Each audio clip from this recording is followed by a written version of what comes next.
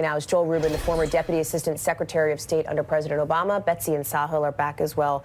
You served in the State Department under President Obama. What can you infer about what's happening, the discussion that will be going on behind closed doors between Mike Pompeo and Donald Trump right now? Well, right now they have to get their story straight, and they have to be clear about what it is that they know. And so Secretary Pompeo, in his job, he has to speak truth to power, and he has to tell the president all the facts and ensure that the United States is getting on the same message and getting clear about what it's going to do about this if it's found that Saudi Arabia did commit this act. And the New York Times, Joel, as you know, is reporting today that American intelligence agencies are increasingly convinced that the Crown Prince, Mohammed bin Salman, is responsible, partly saying intelligence agencies have growing circumstantial evidence of the prince's involvement, including the presence of members of his security detail and intercepts of Saudi officials talking about a possible plan to detain Mr. Khashoogi. This is according to American officials.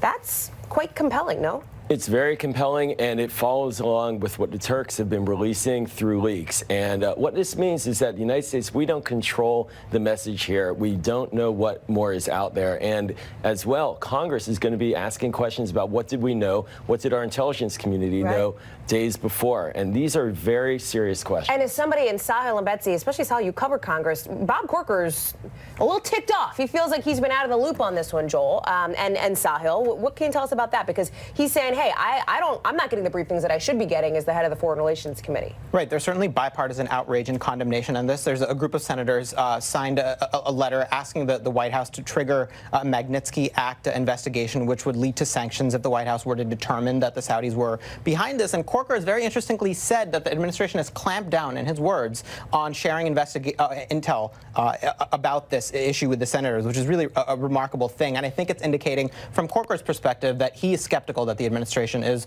working hand in hand with Congress to move forward on this. Corker himself is a really pivotal character in this situation, in part because currently American defense manufacturers are negotiating a series of weapons deals with the government of Saudi Arabia. For those deals to be signed off on, Corker himself has to give it the go-ahead. As long as Corker is frustrated about the way that the United States government and the Saudi government is handling the fallout of Khashoggi's disappearance, that's going to have major issues, not just for diplomacy, but also for military issues. Joel, you used to have to organize these briefings for Congress on behalf of the State Department for the Obama administration.